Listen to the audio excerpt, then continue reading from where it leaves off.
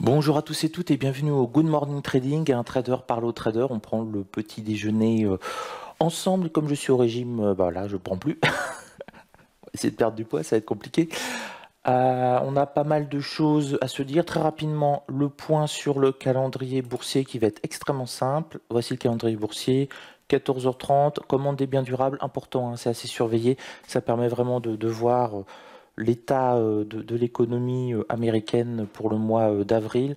C'est le seul moment clé de la journée où on peut avoir de la volatilité et pourquoi pas un reverse de la situation journalière. Que s'est-il passé? Que se passe-t-il? Eh bien, écoutez, comme vous le voyez, on est plutôt vert hein, ce matin, plus 50 sur quasiment tous les indices par rapport à la clôture.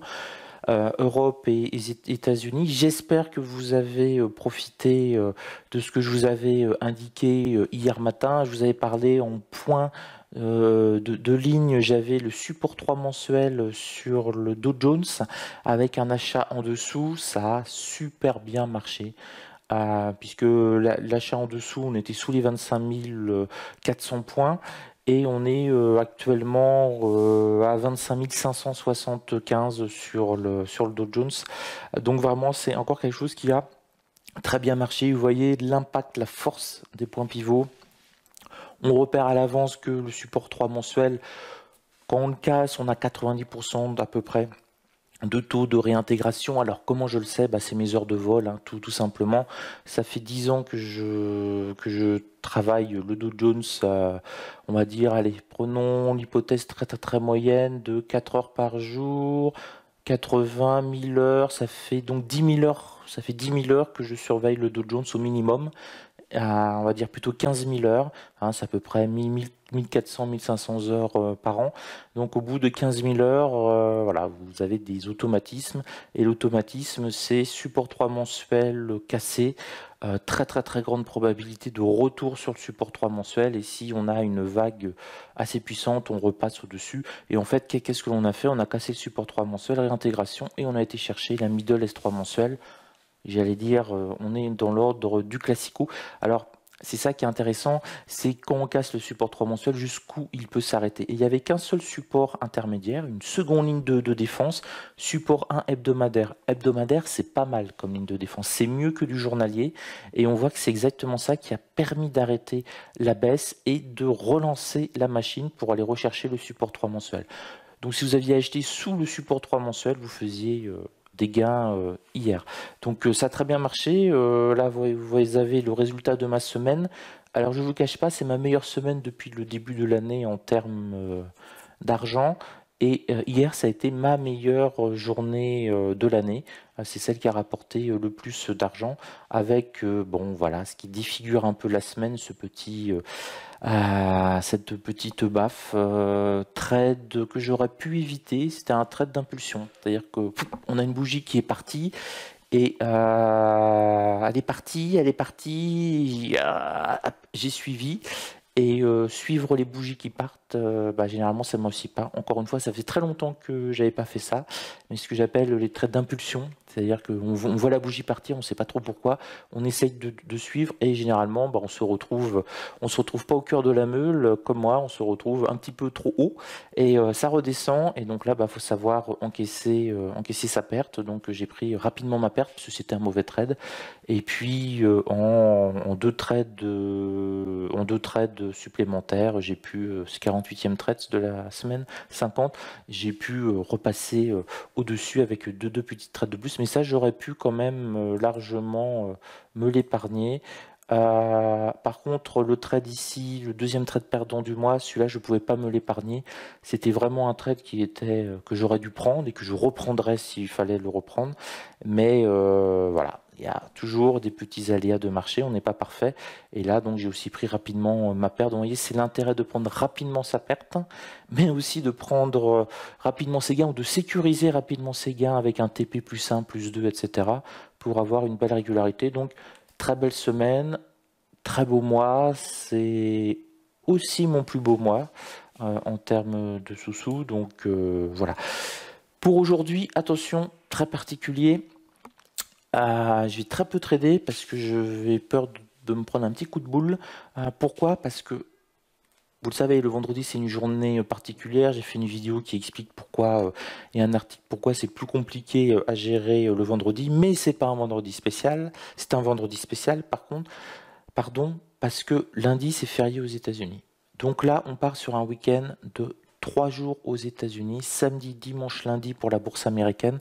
On n'a qu'une réouverture mardi dans un climat de tension assez fort, donc il va falloir se méfier, mais vraiment se méfier comme du lait sur le feu de la clôture américaine. À 22 heures heure française, 22h15 sur Futur, puis après 22h30, 23h, ça peut bouger pas mal. Voilà, tout comme ça a bien bougé, vous le voyez, hein. Hier on a fait que baisser et puis on a eu la reprise en fin de séance, la dernière heure, la dernière demi-heure, boum, pour avoir une belle impulsion pour faire remonter les indices et qui repassent au-dessus donc de leur support important. En analyse technique pure, si hier j'ai pu vous dire que pour moi un achat sous la S3 mensuelle c'était de l'or, là c'est beaucoup plus compliqué pour moi pour l'analyse des cartes. Pourquoi? Parce qu'on arrive sur le niveau ici, sur la middle S3 mensuelle, donc sur les indices américains, étant donné qu'on a un week-end de 3 jours, ça me paraît un petit peu compliqué. A priori, on pourrait peut-être, alors si on a vraiment une impulsion haussière qui se met à accélérer, on pourrait aller rechercher le support 2 mensuel avec un petit arrêt sur le pivot hebdomadaire.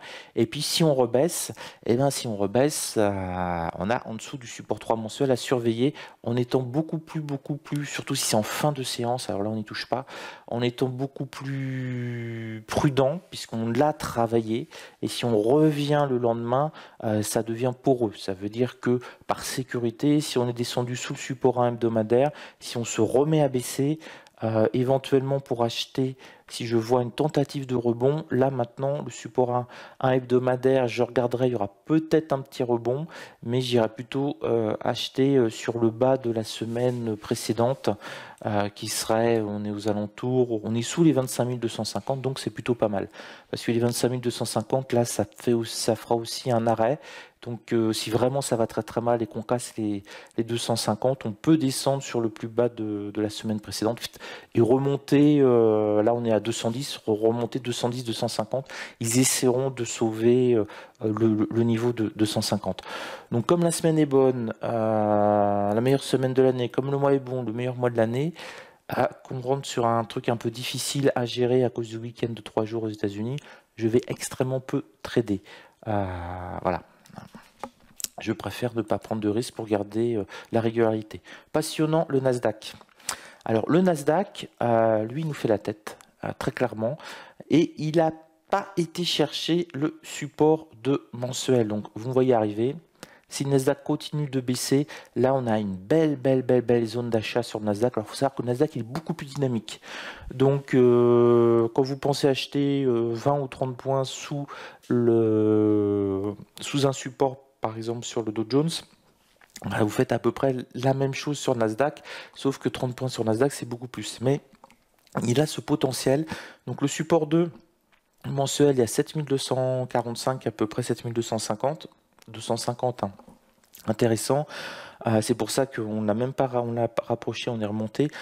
Si on vient dessus, qu'on le travaille, qu'on le casse, moi j'ai les 7002 et les 7160, la middle S3 mensuelle, cette zone là en fait qui me paraît intéressante pour essayer de rentrer, peut-être travailler un PRU, pas rentrer en une fois, mais par exemple si vous pouvez vous permettre de rentrer 5 lots d'un coup, peut-être rentrer dès qu'on casse sous le support de mensuel un lot, en sachant que vous voulez avoir un PRU le plus bas possible, le plus proche du middle S3 mensuel. C'est pas du monnayage, absolument pas.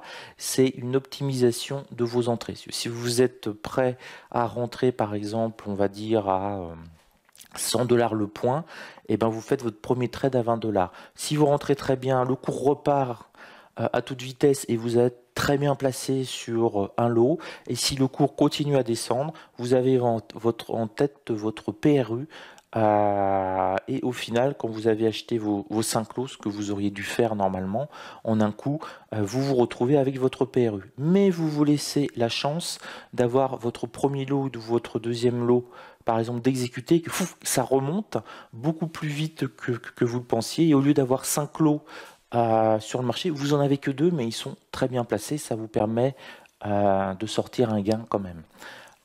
Voilà. DAX, je vais accélérer parce que là, il est... Oui, oulala, j'accélère, ça va bientôt être l'ouverture. Le DAX, même chose, il tente de rebondir. Alors attendez, non, c'est pas celui-là. Le DAX, je vais très vite, je voudrais faire l'ouverture. Support en hebdomadaire, vous avez vu, il a aussi servi de rebond. Il rebondit au-dessus des 12 000. Tant qu'on est au-dessus des 12 000, c'est bon, on peut monter. Et si on redescend, moi, j'ai cette zone maintenant en dessous du support à mensuel à 11 925 qui est excellente. Si on revient dessus, je la travaillerai. Et sur le CAC 40, est-ce que je vais arriver à finir? Il me reste 40 secondes sur le CAC 40, tentative de rebond, support 1 hebdomadaire. Si on redescend le plus bas, 5002, ça paraît vraiment un bon point d'achat. 5250, c'est assez sécurisé. On va voir là vraiment le CAC 40 se pose la question. On va voir par rapport aux États-Unis.